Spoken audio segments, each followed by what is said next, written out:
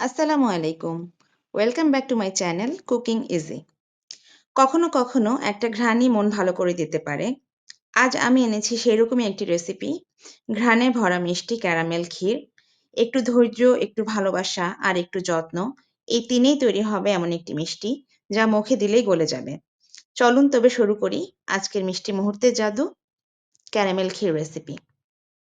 প্রথমেই একটি বলে আমি হাফ পটের মতো পোলাও চাল ভিজিয়ে রেখেছি এবং এটি ভিজিয়ে রাখতে হবে ১৫ মিনিটের মতো। অন্য একটি পাত্রে আমি ১ কেজি দুধ গরম করে নিয়েছি।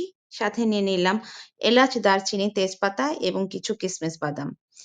এবার চালটি ভিজিয়ে রাখার পর আমি ১ মগ পানি দিয়ে এটি সিদ্ধ করে নিব। এতে যোগ করে নিব আমি এলাচ, দারচিনি এবং তেজপাতাটুকু।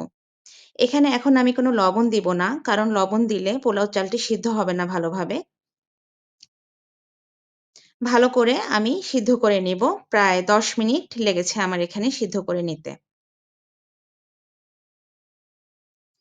এই পর্যায়ে আমি চেক করব, আধা সিদ্ধ করে নিতে হবে চালটিকে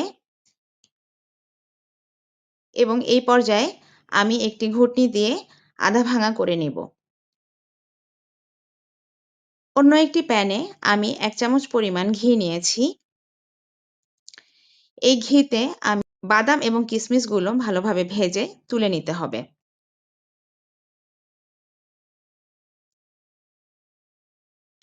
এবার একটি বড় চামচের ৩ চামচ পরিমাণ চিনি আমি এতে ক্যারামেলের জন্য যোগ করব। পরবর্তীতে আমি মিষ্টির পরিমাণ অনুযায়ী আরও ২ চামচ চিনি যোগ করেছি।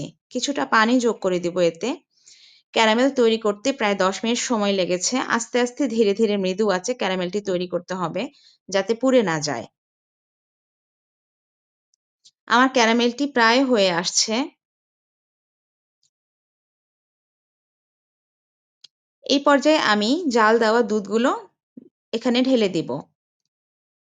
এবার আমি সিদ্ধ করা চালগুলো এতে যোগ করে দিব। নাড়াচাড়া করে ভালোভাবে দুধের সাথে আমি চালগুলোকে মিশিয়ে নিব। ঢাকনা দিয়ে ঢেকে দিব। খেয়াল রাখতে হবে যাতে উপচে না পড়ে। বারবার ঢাকনা তুলে চেক করে নিতে হবে। এই পর্যায়ে আমি নাড়াচাড়া করে নিব। প্রায় হয়ে এসেছে। ঘুটে নিতে হবে যাতে চালগুলো ভালোভাবে ভেঙে আসে।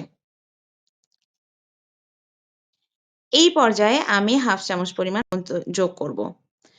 মনে রাখতে হবে লবণ আগে যোগ করা যাবে না। লবণ যদি আগে যোগ করা হয় তাহলে পোলাও হবে না, ভালোভাবে সিদ্ধ নিবে না। ব্যাস তৈরি হয়ে গেল আমার ক্যারামেল ক্ষীর। দারুণ মজাদার এই ক্যারামেল ক্ষীরটি তৈরি করতে আমার বেশি সময় লাগেনি। কি সুন্দর ঘ্রাণ ছড়িয়ে পড়ল, তাই না?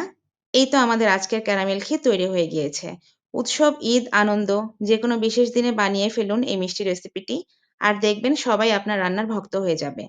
ভিডিওটি ভালো লাগলে একটি লাইক, কমেন্ট এবং শেয়ার দিতে ভুলবেন না।